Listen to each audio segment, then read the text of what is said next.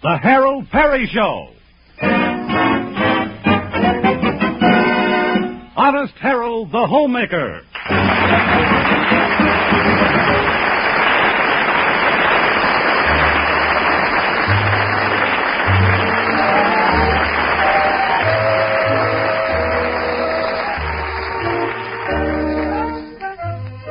The town of Melrose Springs boasts one radio station and one newspaper, both owned by an old boaster named Mr. Carruthers. One of the things he doesn't boast about is his radio program on his station called Honest Harold the Homemaker. Why? Because Honest Harold is too honest. Listening to Honest Harold is a morning must in Melrose Springs, especially with the ladies. Let's join them. Well, good morning, girls. Time to visit with your old friend Honest Harold the Homemaker, bringing you news, views, and clues to good products. As usual, that's Home on the Range, our theme song, and now we're going to start cooking with gas. Well, I made it funny. I have a very important announcement to make later in the program that concerns all of you, so please stand by, girls. But first, let's dip into our mailbag, huh? Well, here's a letter from a listener in Charlieville. She says, last week I started trading with a different grocer. When the boy arrived with the delivery, I asked him his name. He said Truman. I said, is that your last name? He said, yes, ma'am, my first name is Harry. Harry Truman, I said. That's a pretty well-known name. He said, it ought to be. I've been delivering groceries around here for 4 years. Well, that lady certainly was told. A woman likes to be told that her hair is fine as gold. She may know that you're her feller, but it's better when you tell her. A woman likes to be told. I snuck that in, didn't I? A woman's funny that way. Clings to every word you say. If it's something sweet and gentle, she'll grow soft and sentimental and kiss your worries away. So if you think her smile is warm as summer, don't you ever keep it from her. For many a heart has been broken for the want of a word unspoken. A woman likes to be told that she never will grow old. And the more you say you love her, more and more you will discover. A woman likes to be told, oh yes, a woman likes to be told.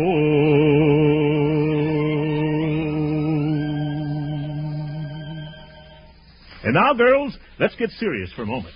2 weeks ago, a very high-pressure salesman sold me on the idea of introducing a new shampoo product on this program. Because it was new and not fully tried and tested, I asked all you ladies to accept a free sample from the manufacturer and then report to me.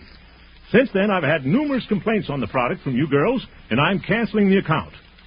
I may get into a little trouble about this, but I want you to know that Grandma Llewellyn's liquid lather shampoo will never be mentioned on this program as long as I have anything to say about it.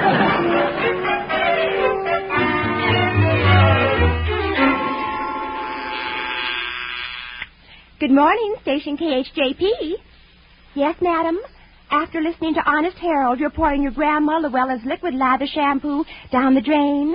I'll tell him. No, I don't think it'll hurt the drain. Well, thanks for for calling. Hello, Station K. Oh, hello, Rosemary.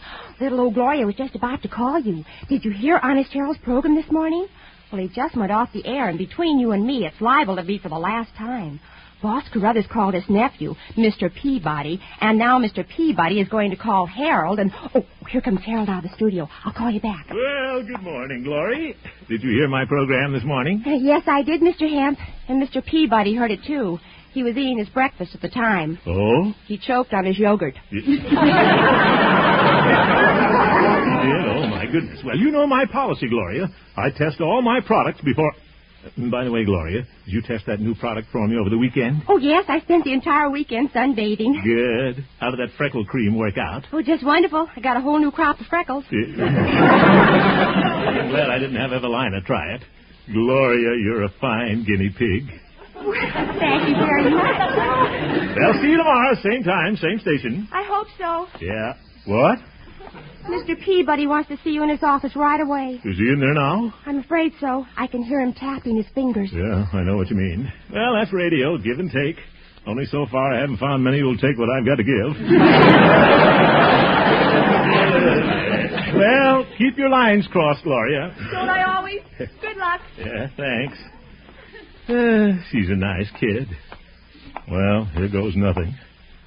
Maybe I was a little hasty about canceling that shampoo account. I don't know, though. My listeners objected to the stuff.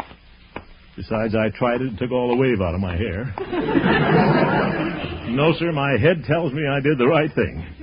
And if big shot Stanley Peabody so much as raises his voice to me, I'll... Whoa! Hello, Stanley.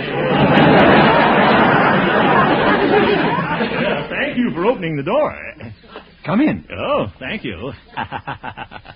I'm glad you're in such a jovial mood. Mm-hmm. It may help you digest what I've been discussing with my uncle, Mr. Carruthers. Sit down. Oh, thank you. New furniture, eh? Nice. Yes, look about you. This fine radio station. Thousands upon thousands of dollars were spent erecting these handsome studios. Cheap cement. The finest electrical engineers designed our powerful transmitters. Mr. Carruthers even hired me at great expense to run the organization. Relative.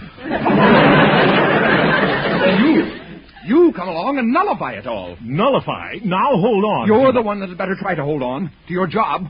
You're on probation. Probation? Yes. You've gone about as far as you can with your idiotic ideals of honesty, and it's got to stop. Stop! Do you hear? The only way I could hear it any better is if you were sitting in my lap.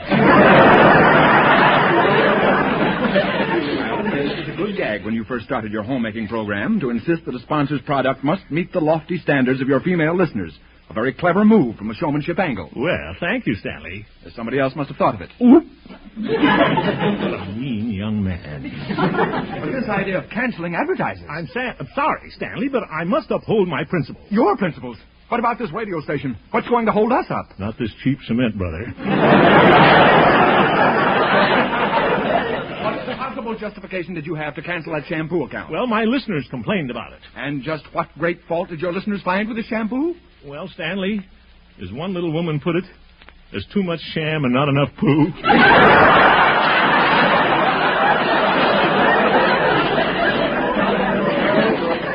Carruthers very angry.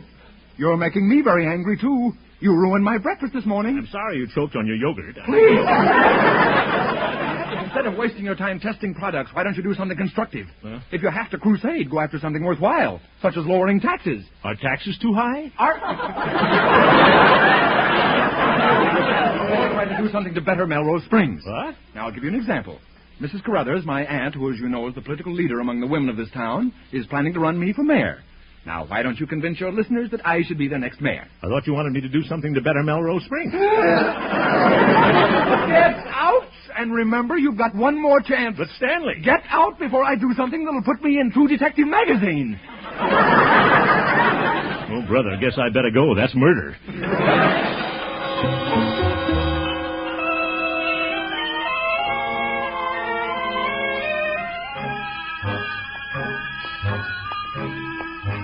True Detective magazine. That Peabody. I'd like to condense his head for Reader's Digest. Only they wouldn't buy it. What a fine mayor he'll make. Why didn't I fight back? I don't have to take that sort of talk from anybody. My 1936 Essex is almost paid for. Besides, this is a free country. Of course, I don't want to be so free I don't have a job. I've got responsibilities. There's Mother, Cousin Billy. Got to keep little Billy with me or he'll drift back to the racetracks. Hey there, Crooner. Oh, hello, Doc. Talking to yourself, weren't you? Yeah, that's better than talking to some people I know. Always did prefer animals to people. Yeah, I know that, Doc. In fact, Fact is, that's why I became a veterinarian instead of a MD. Oh? Animals are more considerate. Uh-huh. Never did have a horse call me in the middle of the night unless it was serious. You're wonderful, Doc. Can I drop you any place? Well, I'm heading home. Well, fine. Hop right in, then, huh? Yeah. I just came downtown to get some dog biscuits. Have one? Yeah. You better take two. They're kind of small. No thanks. Oh, but they're crammed full of vitamins. Yeah, they don't crackle or pop, but they got plenty of snap. Doc, don't tell me you eat those things. No. I just give them to my dog. Yeah? It's the only thing that'll keep them from barking during your radio program. I'd like to put some of those dog biscuits in Stanley Peabody's yogurt. Maybe to keep him from barking. You and Stanley don't get along too well, do you? Well, not many fellas do when they're in love with the same girl. I guess not. If Stanley could get me out of the way, Doc, he'd probably marry Evelina. Can't understand what you two see in that niece of mine. Oh, she is as young and pretty. Yeah, she's beautiful. Well, all us Yanceys are. Tell you that she's domineering, though. Why, she even tells old man Carruthers how to run his newspaper. If I had a secretary like that, I'd marry her if she'd have me. I don't know. She's taking care of me, the twins, and all the stray dogs and cats I'm treating. I don't know. She's got room for one more. Oh? What? Besides, my nephew from Cleveland's planning to visit us. Oh? Oh, it's quite a fellow, that boy. Yeah, makes $45 a week when he's not striking.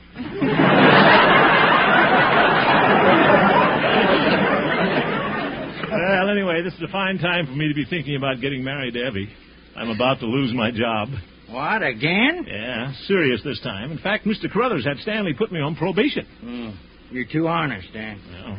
Yeah, I remember it's given you trouble all your life. They think I should forget about testing home products and get behind a project to make the town better. Yeah, Boss Carruthers would like that, seeing as how he owns most of the town.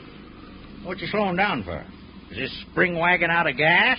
No, this is the school zone, Doc. Oh, yeah. Say, if you want a good community project, son, how about getting the town to build a livery stable? A livery stable? There aren't any horses in this town. Well, that might bring them back.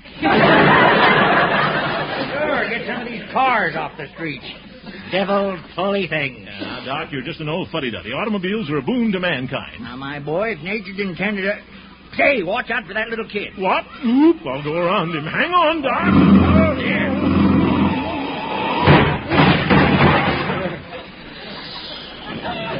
Made it. Where are we? Up on the curb, and only 3 tires left. We're certainly close, Doc. Look at that little scallywag run for the schoolhouse. I'll bet he's scared. She's scared. You know, Doc, there ought to be a policeman on this corner. See, I'm getting an idea. Now, let me out. I'm getting a horse.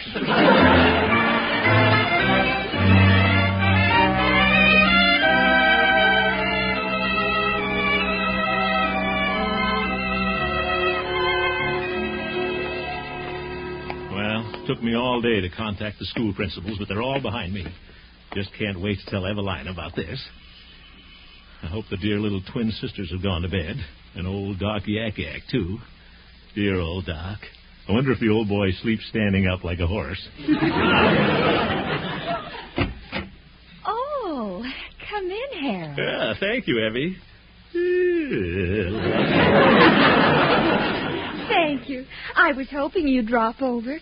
I've been worried. I understand you had some trouble at the radio station. Yeah, I did. But today I hit on a plan that'll make Mr. Carruthers approve of me. Oh, well, take it from his secretary, Harold. It'll have to be quite an idea. Oh, this one is. Stanley Peabody suggested what he said was a worthwhile project, convincing my listeners that he should be the next mayor. But I've got a better plan and a more honest one. Oh. I'm going to start a radio campaign to put a policeman at every corner of every schoolhouse so that our children can cross the streets. Oh, that's a wonderful idea, Harold. Is Mr. Carruthers enthused? Well, I haven't spoken to Mr. Carruthers yet. I've got to call in for Stanley to call me here. I hope you're staying at home this evening. Don't worry about that. Look at all the work Mr. Carruthers sent me home with. Yeah, slave driver.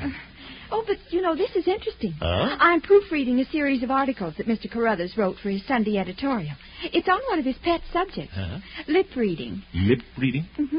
He is a bit deaf, Deaf, too?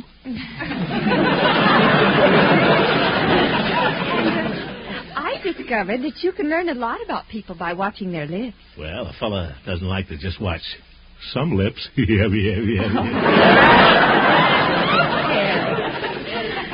I've been practicing lip reading here in front of the mirror. Mirror? Wouldn't it be more fun practicing with something not quite so cold? A nice, live, suntanned assistant? I'm available.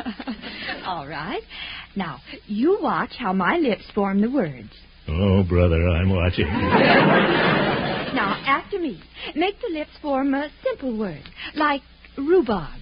Rhubarb. No, don't try to spell the word. Huh? Just say it, naturally. Rhubarb. Rhubarb. This is silly. Yeah. No, it isn't. Really? Well, it may have some merit. Let's see. Now it's my turn, huh? Mm-hmm. Now you form a word with me. Ready? Say prunes. All right. Prunes. Oh, hair. That wasn't fair. No, but it was tasty.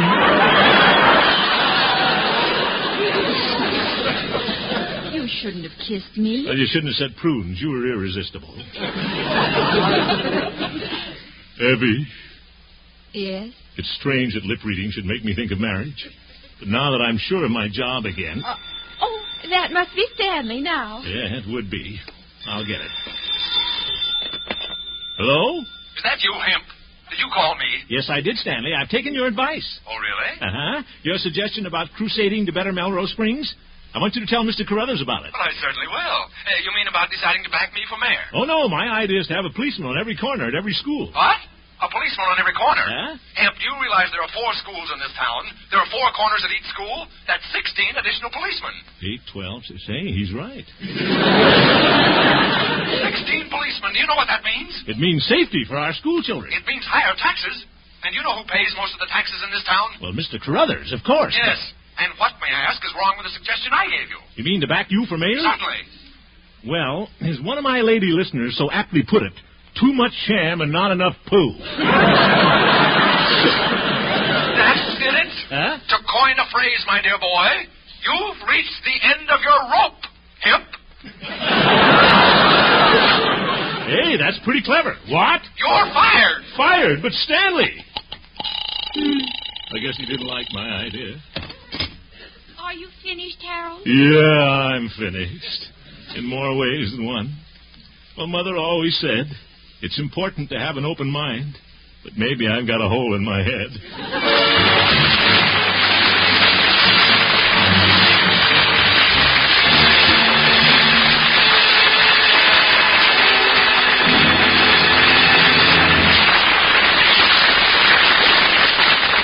We'll return to the second act of our story, Honest Harold, in just a moment. I think this is a good time for a reminder that safety in driving is mighty important, especially on these vacation days. There are twice as many cars on the road during the summer months, and that means you should be twice as careful. Save a life. Remember, it may be your own. And now back to the Harold Peary Show.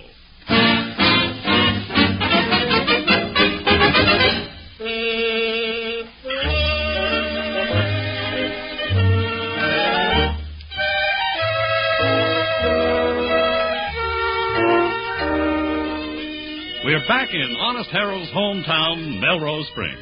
It's the next day, and we find ourselves at the radio station. Good morning, Station KHJP. Oh, hello, little Billy. Honest Harold's program? Well, hold the wire, little Billy, and I'll tell you all about it. Hello, Station KHJP. Oh, hello, Rosemary. Has little old Gloria got news for you? But I'll have to call you back. Little Billy's on the other line. You know, Harold's cousin, that cute ex-jockey. Hello, little Billy. Hasn't Harold told you? Well, I guess he didn't want to worry you. But he isn't the homemaker here anymore. He's been replaced with an organ recital. He came in this morning, packed up his test tubes, and went home to Mother. Yes, I think you'll find him there. He looks so sad. Goodbye, Billy. Oh.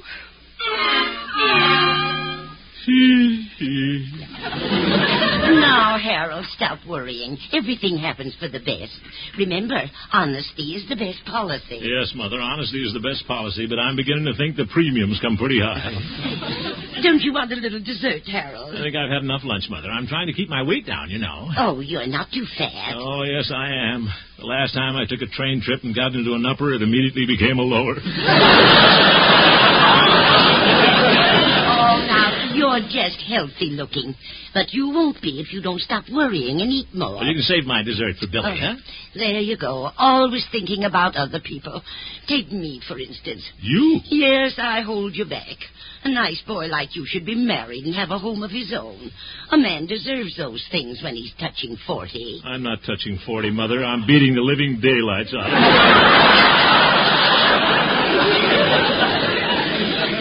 Besides, Mother, I couldn't do without you. You know I'm a tosser who'd sew the buttons back on my pajamas. Well, I'm off. Where? You haven't a program anymore. Oh, I found a program, Mother. I'm going down to the Hoover School. If the city won't hire extra policemen, I'll direct traffic there. Oh, that sounds wonderful, my boy. But here, if you're going to school, I'd better wrap up your dessert. But, Mother... Now, Harold, remember how hungry you always got when you went to school. Here's your pie. Pie? Yes, lemon chiffon. But, Mother, remember my diet. Lemon is on your diet. Lemon is... Yes, you win, Mother. I'll take the pie.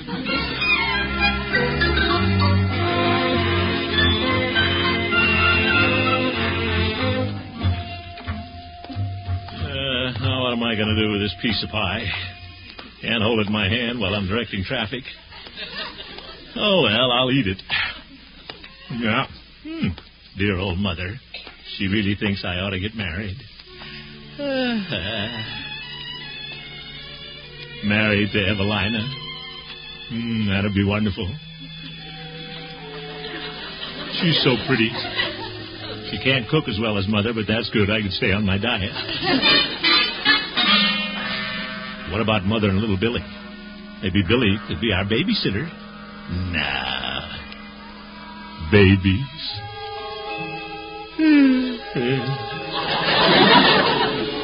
I don't want a large family. 5 would be enough. But here I am dreaming again. Haven't even got a job. Probably have to leave Melrose Springs and be a test pattern. Evelina will probably marry Stanley Peabody. Well, he's going to be mayor. She'd like that. Mrs. Mayor Peabody. Oh, brothers. Hey, Harold. Oh, little Billy. I don't want to see him now. I'll walk faster. Hey, where are you off and running? Oh, hello, little Billy. I didn't see you. I'm not myself today. Let me be the first to congratulate you. No, Billy. What's this I hear about you being scratched? Scratched? Yeah. Declared. Fired. Yeah. Billy, must you always use that racetrack lingo? You got everybody in this town doing it. Sure. I'm getting to be a favorite. There you go. If you want me to take care of this Peabody, I'll put a burr under his saddle and ride him into the rail. Now, Billy, you promised me when you came to live with us here in Melrose Springs that you wouldn't get in any trouble. But you got a lot of good races left in you, cuz. I ain't letting them send you to the glue factory. Now, Billy. Come on, we'll fight Carruthers and Peabody. You and me. We'll pool our forces. Excuse me, Billy, but that's no pool. That's a bird bath. I'll admit you're no 2-year-old, Huh? but I can put you in shape.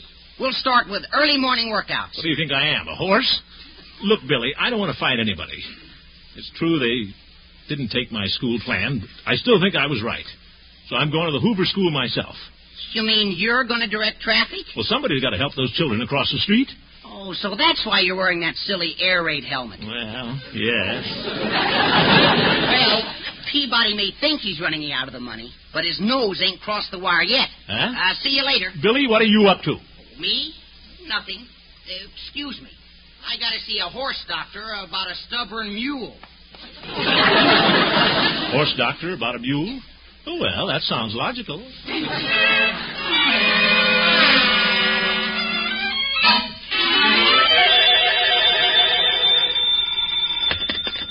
Dr. Yancey speaking. It's your nickel. Start talking. Doc, this is Billy. I got to see you right away. I'm at 6th and Hoover. But I'm in consultation with the patient. Patient? Yeah, I'm clipping a sheep. Well, that sheep can wait. The one I want to see about has been clipped, but good. Yeah, okay, I'll be there in a minute. Oh, things are never the same again after you have a phone put in. I'll shear you later.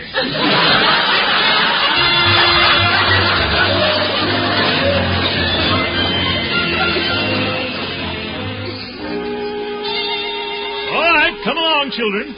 Scoot across while I have the car stopped. Now, don't stand there looking at me. Come on, scoot.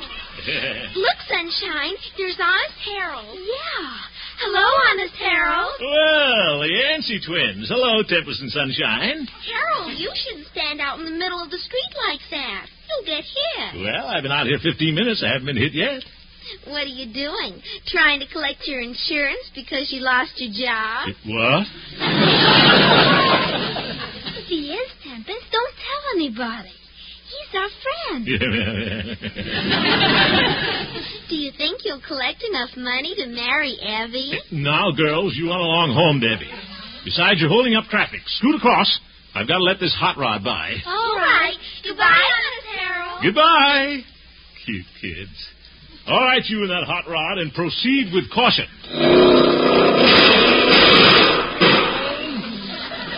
Wow, I nearly collected my insurance at that.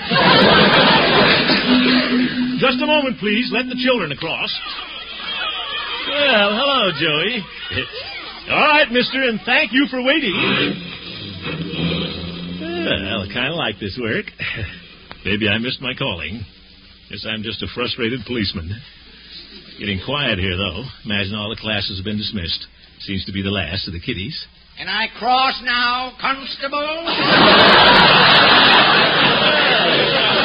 Doc. How are you? How you getting along with your new job there? Well, it's a bigger one than I thought it was going to be. I think I need a whistle. Well, if you wait till that new third-grade teacher walks by, I'll whistle for you. Doc.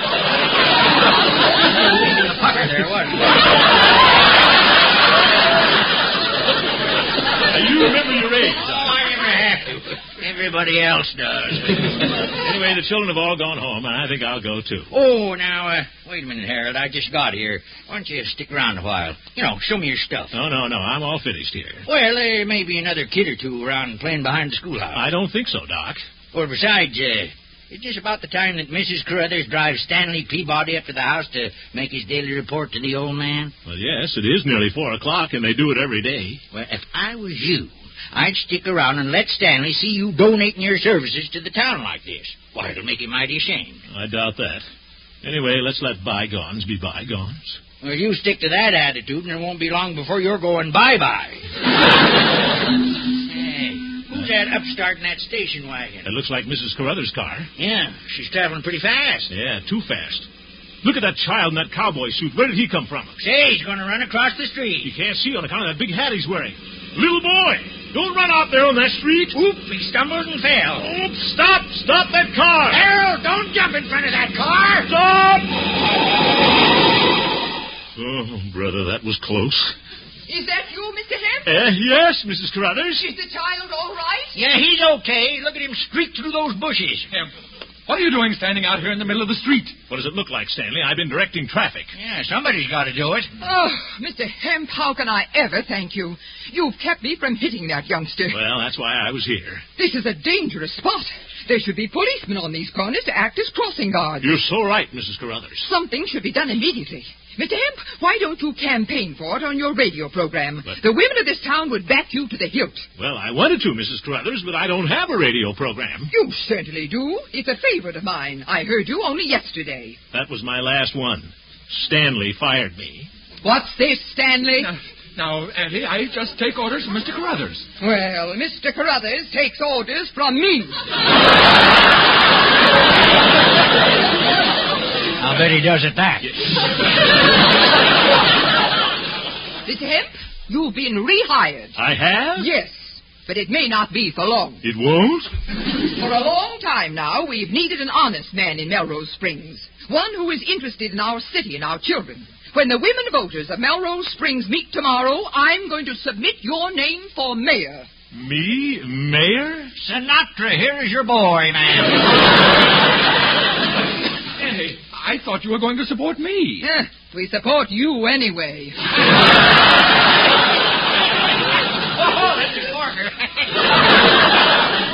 Please, Doc, but Mrs. Carruthers, do you really think I'm qualified? I don't think I want to be mayor. Don't argue with me, young man. You're as good as elected. Yep. Stanley, close your mouth and let's go home.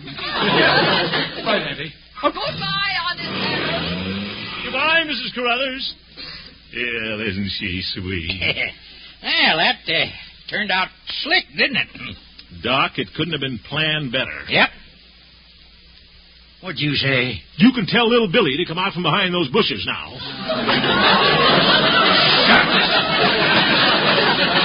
How did you know I was the kid? Yeah, we thought that little hop-along Cassidy suit was a perfect disguise.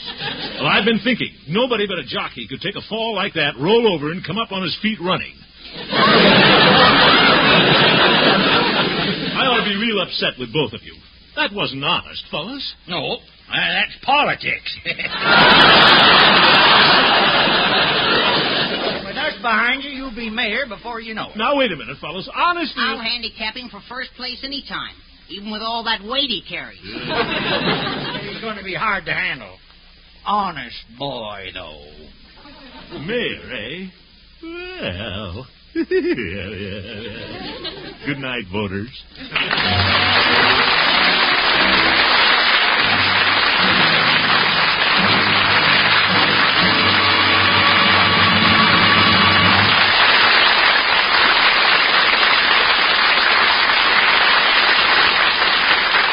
You've just heard the new Harold Peary Show, Honest Harold. The supporting players included Sharon Douglas, Olin Soleil, Norma Jean Nilsson, Ann Whitfield, Jimmy Ogg, Lois Corbett, Jane Morgan, and featured Gloria Holliday as Gloria and Joseph Kearns as Old Doc Yak Yak. Norman MacDonald directed, and the music was composed and conducted by Jack Meakin. William Danch contributed additional dialogue to Mr. Peary's original script.